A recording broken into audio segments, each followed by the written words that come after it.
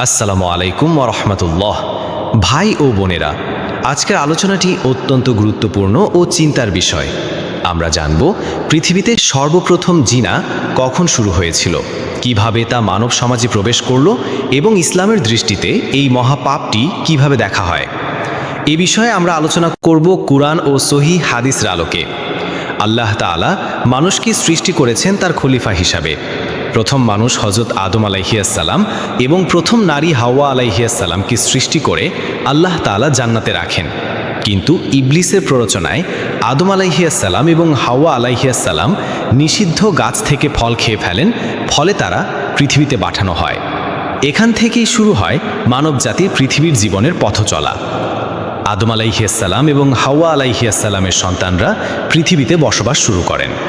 ইসলামী ইতিহাসবিদদের মতে আল্লাহ আদমের সন্তানদের যুগে যুগে জোড়াই সৃষ্টি করতেন, এক পুত্র ও এক কন্যা।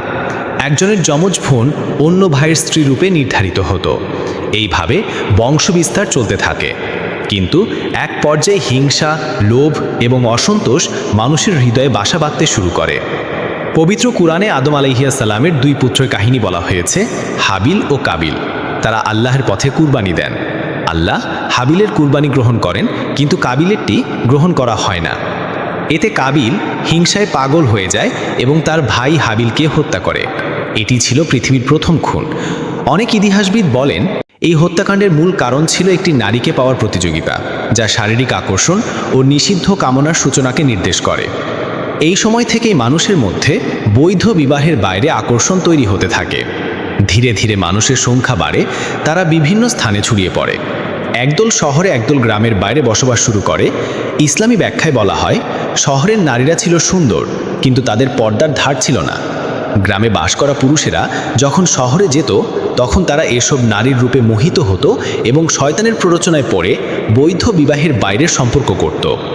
এইখান থেকেই পৃথিবীতে প্রথমবারের মতো জিনা বা অবৈধ যৌন সম্পর্ক শুরু হয়। আল্লাহ পবিত্র কুরআনে বলেন, তোমরা জিনার ধারে কাছেও যেও না, নিশ্চয়ই এটি অশ্লীল কাজ এবং নিকৃষ্ট পথ। সূরা আল ইসরা আয়াত ৩২। এই আয়াতে আল্লাহ শুধু জিনাকে নিষিদ্ধ করেননি, বরং এর কাছেও না যাওয়ার নির্দেশ দিয়েছেন। অর্থাৎ এমন সব আচরণ, পরিস্থিতি বা সম্পর্ক যা জিনার দিকে টানে, সবই হারাম। রাসূলুল্লাহ সাল্লাল্লাহু আলাইহি ওয়াসাল্লাম বলেন, চোখ জিনা করে, জিহ্বা জিনা করে, মন জিনা কামনা করে, আর শরীর জিনা বাস্তবায়ন করে। বুখারী ও মুসলিম। চোখ দিয়ে অশ্লীল দৃশ্য দেখা, জিহ্বা দিয়ে কুপ্রবচন করা, মনে কুচিন্তা লালন করা, এসবই জিনার পথে নিয়ে যায়। আজকের আধুনিক সমাজে জিনার রূপ আরও ভয়াবহ। Social media, cinema, series, free mixing, সব কিছুতেই আজ জিনার ছোঁয়া। ছেলেমেয়ে একসাথে চলাফেরা, অশ্লীল পোশাক, প্রেমের নামে শরীরের পণ্যায়ন, সবই জিনার আধুনিক রূপ। শয়তান আমাদের যেভাবে ফাঁদে ফেলে, তা শুরু হয় একটুখানি দৃষ্টি থেকে, একটা ইনবক্স থেকে, একটা হাসি কিংবা একটা নোংরা মেসেজ থেকে। জিনার পরিণাম শুধু আখিরাতে নয়, দুনিয়াতেও ভয়াবহ। পরিবার ভেঙে যায়, সমাজে অবিশ্বাস জন্মায়, অবৈধ সন্তান জন্মায়, মানসিক ও যৌন রোগ ছড়িয়ে পড়ে। ইসলামে তাই জিনার শাস্তি অত্যন্ত কঠোর। কুরআনে বলা হয়েছে, জিনাকারী নারী ও পুরুষ তাদের প্রত্যেককে ১০০ বেত্রাঘাত করো। সূরা আন-নূর আয়াত ২। আর যদি তারা বিবাহিত হয়, তবে শাস্তি রজম বা পাথর নিক্ষেপ করে মৃত্যুদণ্ড, যা রাসূল সাল্লাল্লাহু আলাইহি ওয়াসাল্লাম তার জীবদ্দশায় প্রয়োগ করেছেন। জিনা থেকে বাঁচতে হলে ইসলাম দিয়েছে পরিপূর্ণ জীবন ব্যবস্থা। ইসলামে বিবাহ সহজ ও সুন্দর একটি ইবাদত।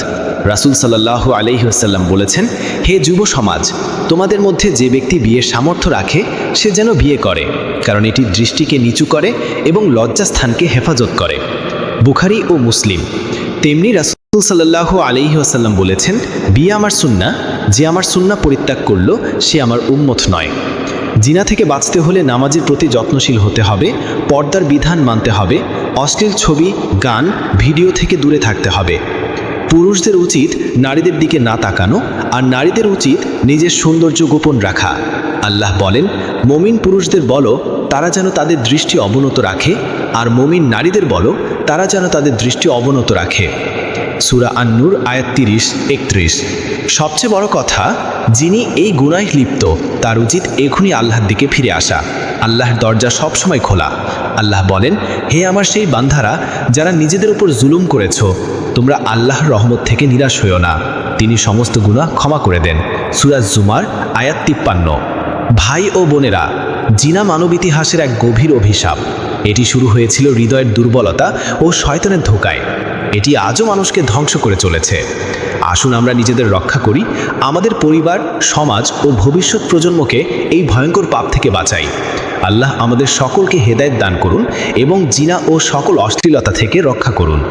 আসসালামু আলাইকুম ওয়া রাহমাতুল্লাহি ওয়া বারাকাতুহু।